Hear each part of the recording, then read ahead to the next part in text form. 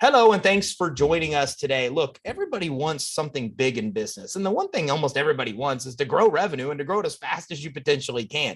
But that's not necessarily an easy thing to do. There's a formula, there's a lot involved with being able to grow revenue, let alone grow revenue really quickly and actually manage the organization while you do it. And that's exactly what we're going to talk about today is how to basically kind of pour gasoline on the fire and radically and responsibly grow your revenue in a very short period of time. So with us today is Darrell Amy. Now, Darrell knows how to help businesses grow. Okay, so rolling up his sleeves, he works behind the scenes with executives, sales leaders, and marketing professionals as well to develop and execute revenue growth strategies. Now, he knows that what works, what doesn't, and he is sharing this information in his new best-selling book, Revenue Growth Engine. We're going to be talking about this today, how to align marketing and sales to accelerate growth. Now, over the last 27 years, Darrell has been a leader in sales and marketing, giving him a unique perspective on sales and marketing alignment. Plus, in sales, he has trained over 1,000 salespeople and developed the training programs for multiple Fortune 500 companies. Since 2004, he has also led a marketing agency, helped companies leverage their latest digital marketing strategies as well. And as a member of the Forbes Business Council and the C-Suite Network Advisors team, Darrell advises executives on ways to grow. He also co-founded Convergo, a firm that helps companies align marketing and sales to drive growth. He is the host of the Revenue Growth Podcast and the co-host of Selling from the Heart podcast as well. And as a board member of several nonprofit organizations, he is especially passionate about helping companies increase revenues so they can give back to their communities and impact the world as well. Darrell, thanks for joining us today. It's great to be here, Ty. This is going to be a lot of fun. Yeah, I'm really looking forward to it. I'm really looking forward to your book too. As a matter of fact, I already could tell just based on your cover. Good job on that. But I'm buying it during this interview. That's going to be taking place. Yeah, so you've already got a sale.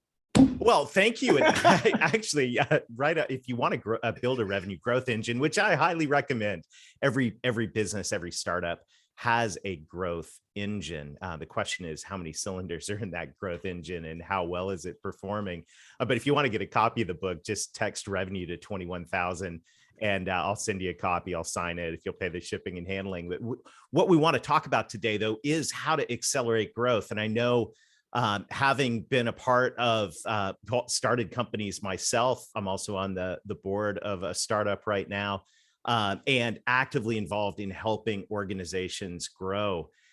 The reality is, growth, we all got into this to grow our businesses. Now the question is, how are we going to do it?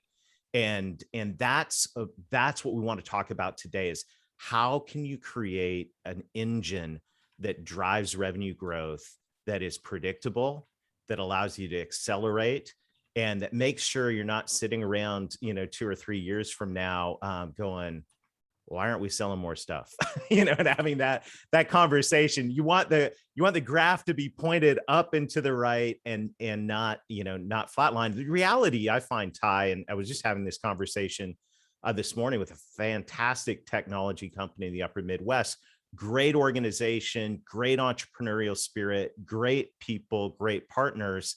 And they also have great goals, but the challenge is, there's a gap between their current revenue trajectory, if you take the line of what they've done over the last couple of years, and a gap between what their actual goals are. And, the question is, how are you going to fill that gap? And how are you going to make sure that 3 years from this moment, when you look back, that your company has, put the processes in place to not only make sure you hit that goal or exceed that goal, but that going forward now, there's an engine that's propelling you up and to the right. And so that's what I get passionate about, is helping organizations fill that gap and making sure that they're hitting the goals. Because let's face it, entrepreneurs start businesses for all kinds of reasons, and they're good reasons. They want to do things for their family. They want to leave a legacy. They want to provide meaningful employment. And best of all, I'm finding most entrepreneurs like myself want to change the world, want to make a difference, but none of that happens until we generate revenue. And so that's what I'm really excited to talk about today. So how do we get started there? I mean, what are some of the fundamental basic ways that we want to start growing revenue? And I want to talk to you about this because you mentioned a lot of things here about systems and having something that's predictable and an actual engine. And you and I both know that, we can't just start wildly marketing and growing it. Like, we got to build an infrastructure that can help us carry it. That's I know right. That's what you mean about responsible. But what are some of the most successful ways you've seen right now to actually kind of start growing and grow quickly? Well, I think it begins with the actual goal. And this is a real challenge right now. Obviously, we're recording this in the summer of 2021. We've just gone through, an incredibly challenging time. Some businesses have done extremely well during the shift of the pandemic. Others have had a challenge. And when it comes to setting goals for revenue, how do you do that? Because really I've discovered, and I get to consult and work with organizations across multiple industries, but one thing they all have in common is traditionally how they've set revenue goals. And I found there's two methods. One is the spaghetti on the wall method, where we all get in the room and go, "Hey, what do you think we can do?" And that method doesn't work really well, because you're going to get halfway through the year. If you're not hitting the goal, you're going to go, I guess that wasn't a realistic goal. And that's no way to do business. The other way is the ruler method. So you get out the ruler and you go, this is what we've done over the last 3 years. Let's draw the line, right? That's okay in normal times. I think you end up leaving a lot of money on the table. It's certainly a conservative way to go. But the problem right now, as we sit in 2021, Ty, is the ruler is either, either you had an unbelievably unrealistically successful year this last year because you were in the personal protective equipment business, you were selling plexiglass or whatever, or for a lot of organizations, the ruler is now pointed in the wrong direction. So how do we set goals going forward? Here's one I want to share with you today. The way to set revenue goals that are aggressive but realistic is to go down one level and go, what drives revenue? And there's actually only two ways to grow revenue. If you boil it all down, we're either going to get more customers, net new business. How many customers do you have? Number two, we're going to sell more to our current customers, cross-sell revenue. So, and I was just going through this exercise this morning, had it kicked off a revenue growth workshop this morning with that technology company in the upper Midwest. And so we looked at the revenue, but then I wanted to know how many active clients do you have? So if you know your total revenue and your number of active clients, and it's different for every business, exactly how you go about determining that number of clients, but take that total revenue and divide it by your number of active clients. Now you've got your revenue per client or revenue per customer. Now I can plan based on that, because now I can sit down and go, okay, number of customers, revenue per customer. What do you think we could do if we had the right processes in place and they were consistently executed to grow our number of customers? What do you think we could do if we had the right processes in place and they were consistently executed to grow our revenue per customer? So you start planning at that level and then add the math up, and you'll be surprised. What I've discovered is companies that show modest marginal growth in net new business and cross-sell in number of customers and revenue per customer. If you do like 12 to 15% in each one of those areas year over year, that's modest, right? You can actually double revenue in around 36 months.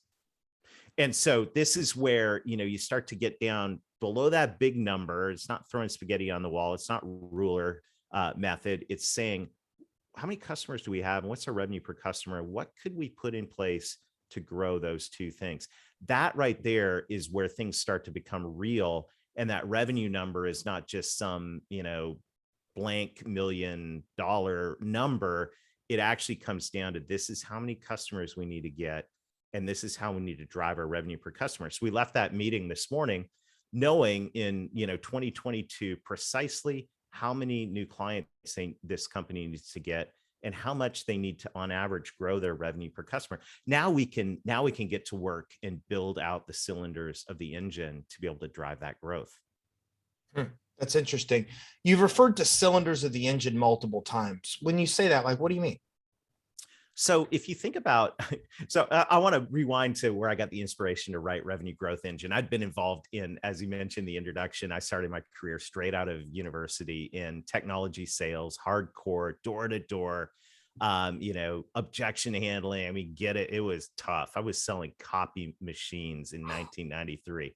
And so I was a sales rep, sales manager, ran a branch, went to work in that industry at at the manufacturer level, started selling software, and started a company training salespeople how to sell software. And what I learned, by the way, in that process is people hate buying software. No one wants to buy software. And quite frankly, to all the listeners, probably nobody wants to buy your product or service either. What they want to buy is the outcome that your product or service delivers. So, but anyhow, I digress. So at the same time, I started my sales training company. That was my entrepreneurial moment in 2004, which led me on a journey of training thousands of salespeople on 3 different continents. But my very first client came to me and said, "Hey, Darrell, everything you taught my sales team was great, but our website marketing doesn't say anything about that. Do you build websites?" So, I'm an entrepreneur. You're an entrepreneur. We're all entrepreneurs here. What's the answer to that? It was like, yes, sir, we we build websites. So I pulled my marketing degree out of my hip pocket and started down this journey of digital marketing, and actually ended up starting several agencies: web, search, social, inbound marketing, account-based, all of that stuff. Fascinating industry. But what I noticed was you've got these 2 disciplines of sales and marketing.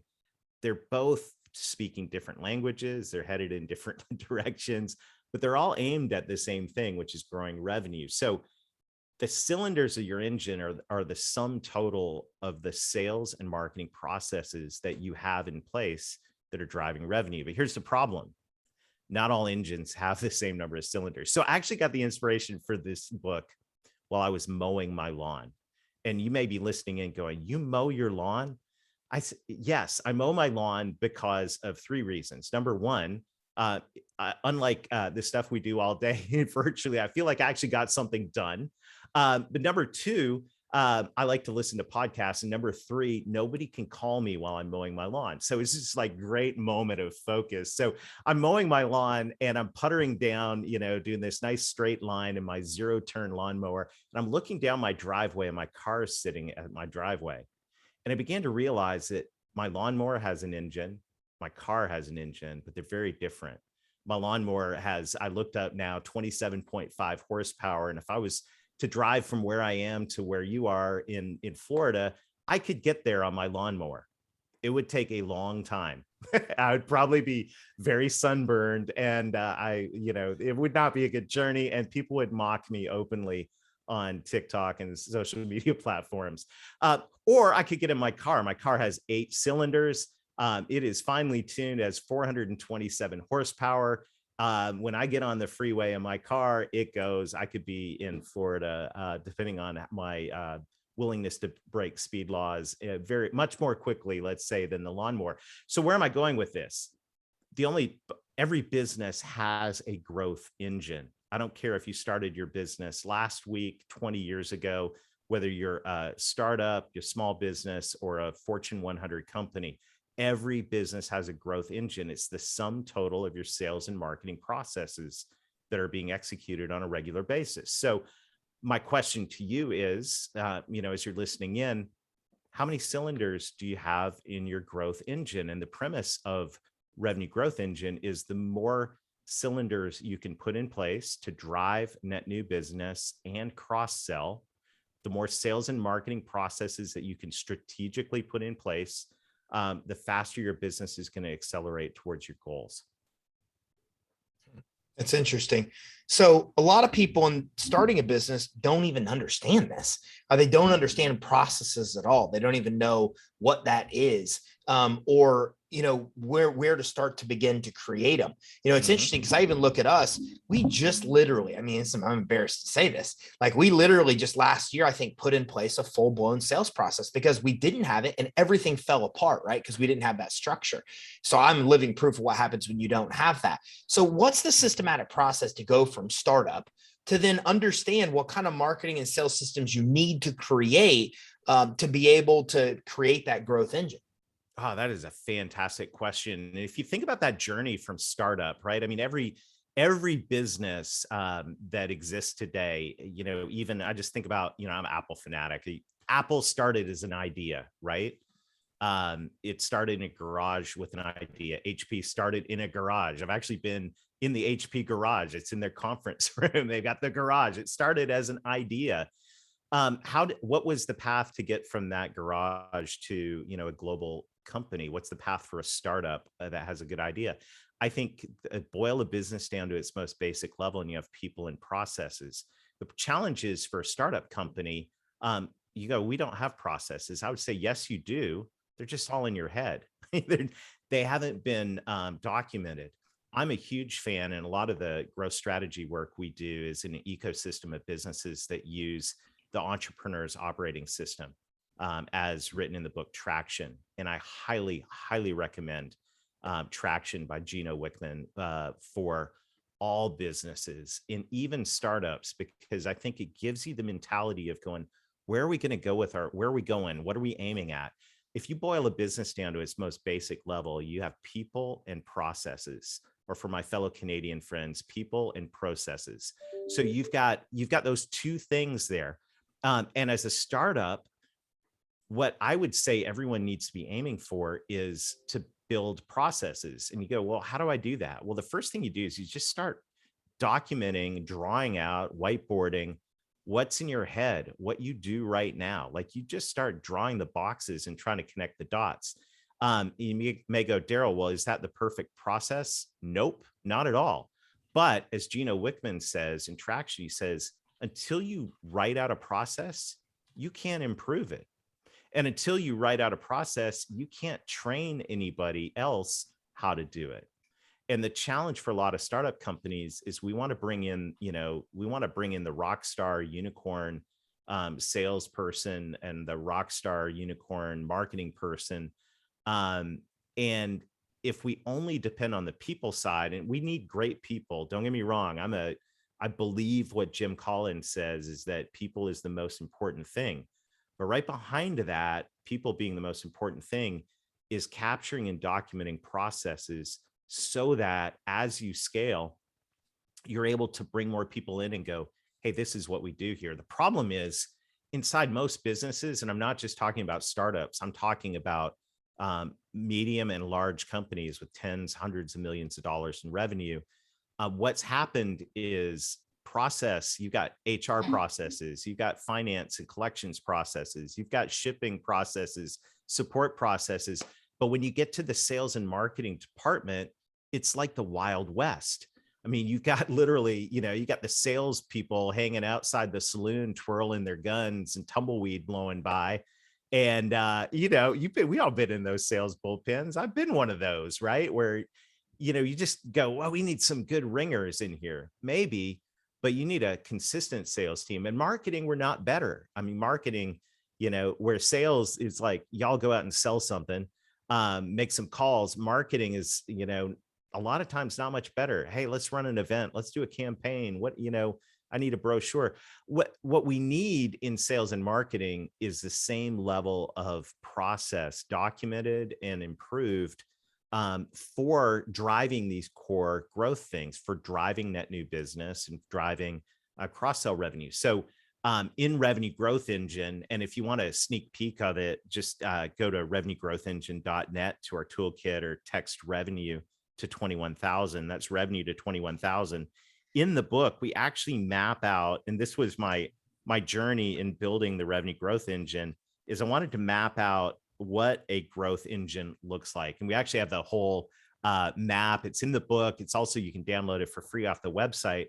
But what it's almost like, what I want you to be able to do is to look at your business and kind of overlay this template and go, what do we have and what's missing?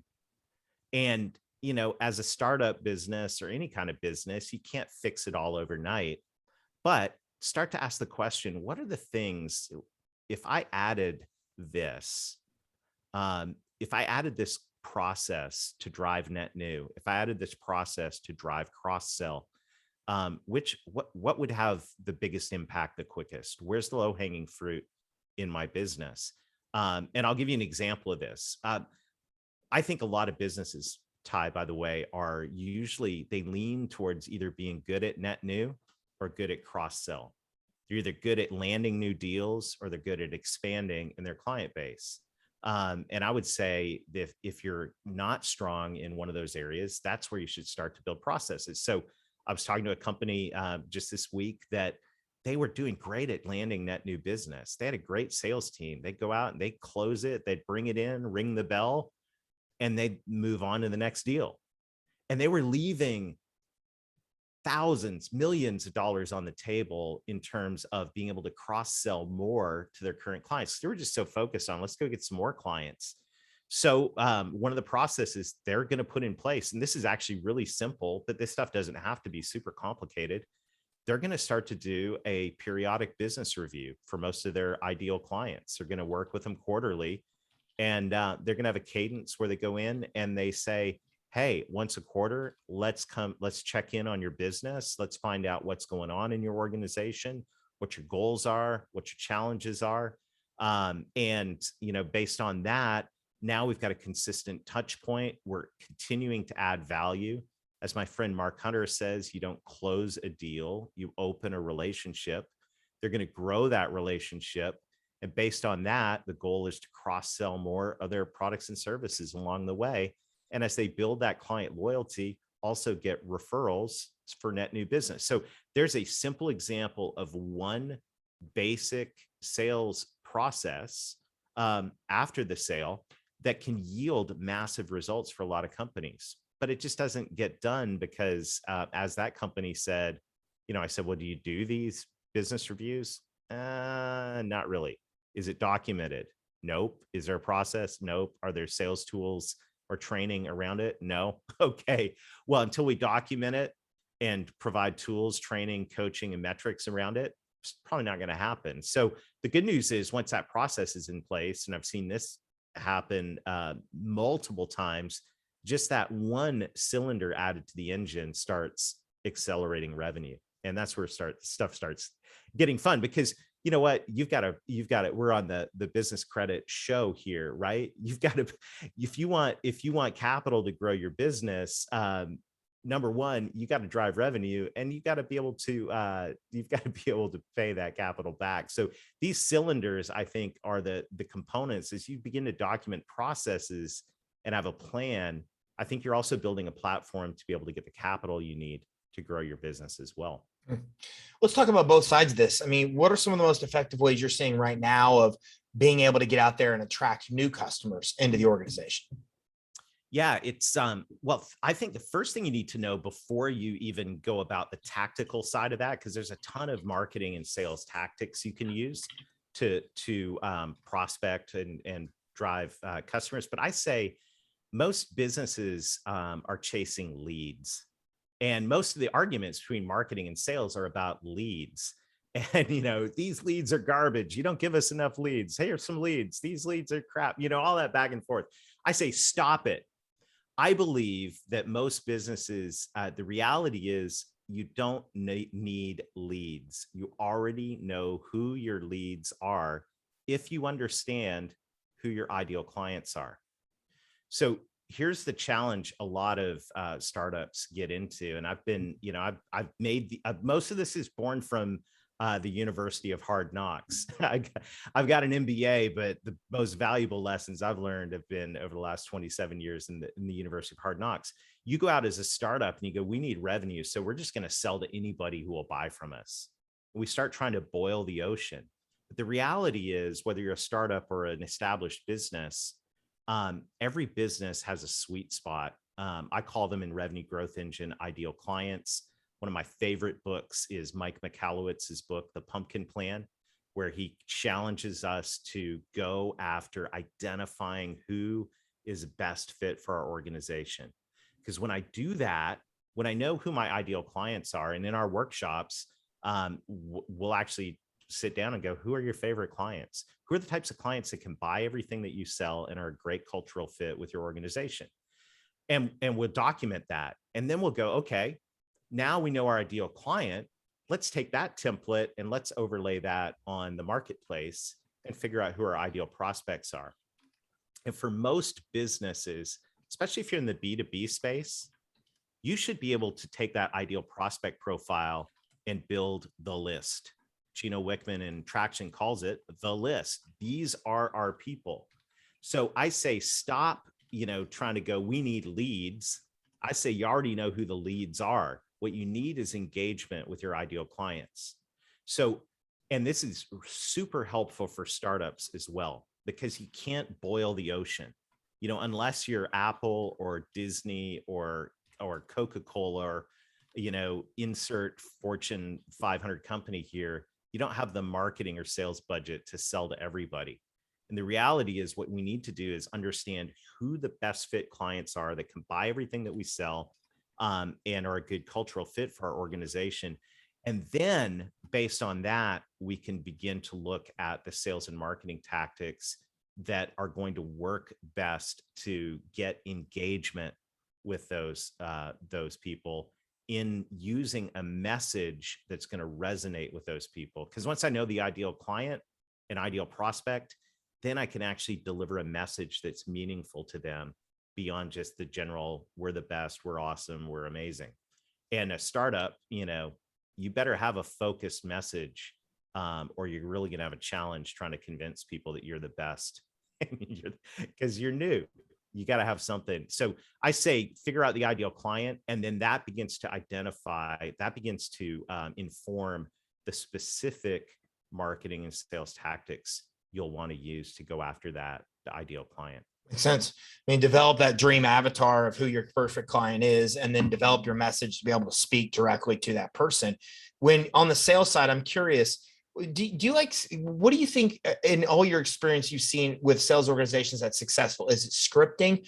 Is it having a formal sales process? Like, what kind of structure works best? Or is that maybe different depending on the organization?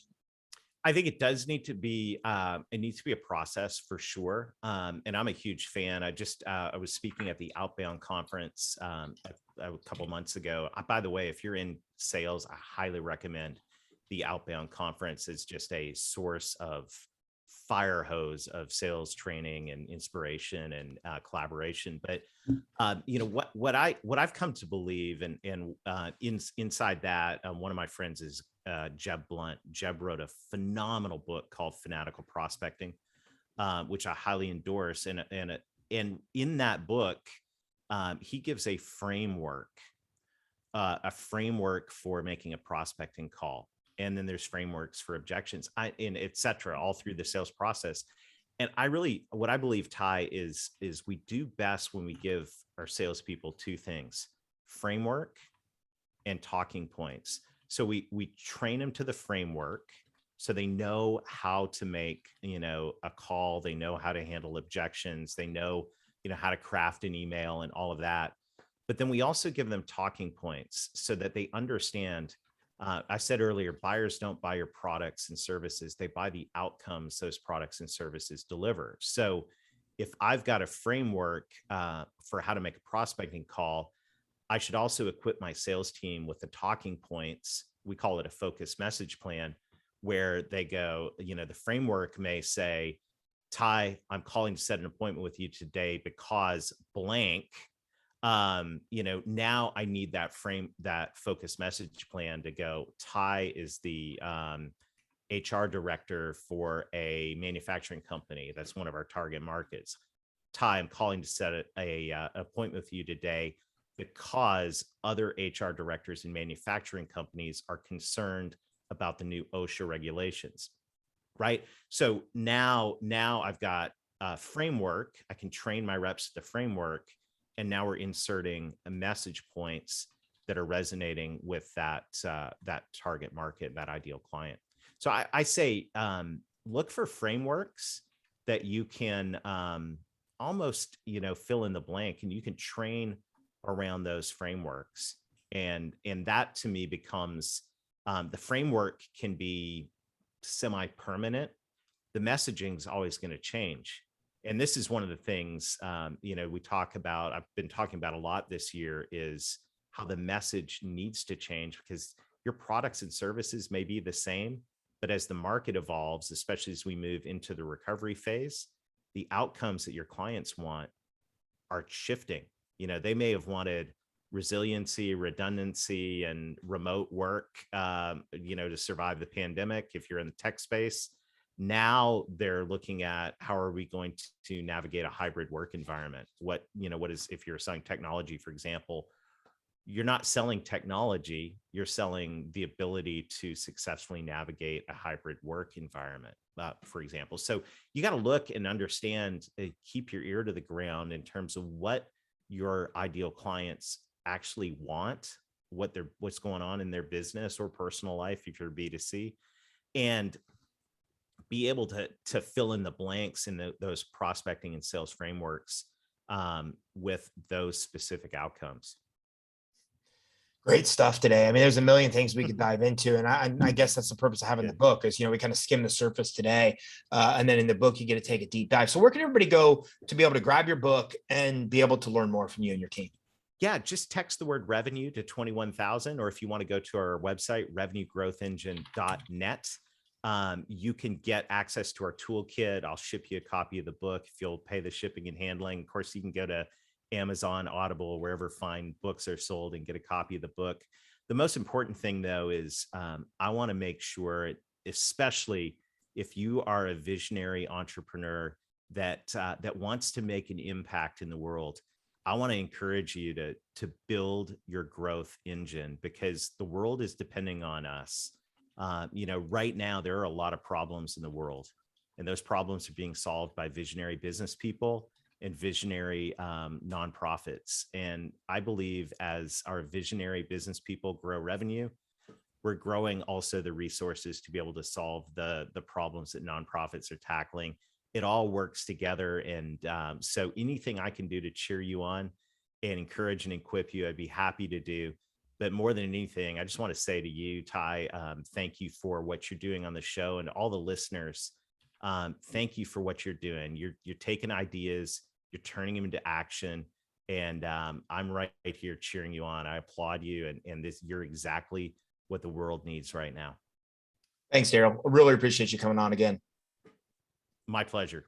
So everybody watching this is, I mean, I can't begin to tell you the value of everything we've covered today. And I mean, I literally, as I sit here and talk to Darrell, think it could be 3-4 hours I could talk to him. And even then we would just scratch the surface of what he's talking about, because it's like, one of my favorite quotes comes from Warren Buffett that, it's good to learn from your mistakes. It's better to learn from the mistakes of others. And it's interesting because I think about all the pitfalls and problems I've had because I didn't know this advice. And as Darrell talks, literally like the hair on my arm stands up. So I'm like, oh yeah, that happened because I didn't do that. That happened because I didn't do that. I mean, literally like a year and a half ago, our sales dropped in half because we didn't do exactly what he said, which we did do eventually. And it fixed our problem, which is create a framework, the actual and talking points to actually go through with your sales team to create that kind of structure. So really, if you want to create a massive revenue growth engine for your organization, you've got to do a lot of things, including being able to figure out who your perfect customer is, create and craft a message to be able to get to them, build the marketing and sales systems that you need to successfully be able to grow the organization, but do it in a responsible way where it's consistent, where it's reliable. And there's so many aspects, there's so many facets to this, we just can't even begin to get to it today. So what I want you to do is two things. First of all, text revenue to 21,000. So that's the word revenue to 21,000. And that way you can get a copy of Revenue Growth Engine, pay the shipping and handling. You're able to get that at no cost. Now you can also go on Amazon. That's what I did. Okay. I just went and paid the $20 on Amazon with taxes, and it will be the best $20 I think I've spent anywhere, anytime recently. So you can do it either way, but make sure you text revenue to 21,000. You can also go to revenuegrowthengine.net. A lot of great stuff here on the website. There's a lot of really cool assets, I think, and information that's able to help you get started with becoming successful. So make sure you text revenue to 21,000. Make sure you also visit revenuegrowthengine.net. Make sure you grab Darrell's book, because this really gives you the framework. He even showed you, you could see the actual framework of a revenue growth engine, and it gives you the information that you need to successfully do this. So you can throw gasoline on the fire. You can responsibly grow your biggest business significantly faster than almost any of your competition, and probably significantly faster than you are now. So make sure you're texting revenue to 21,000, and make sure you visit revenuegrowthengine.net. Thanks for tuning in. Have a great day.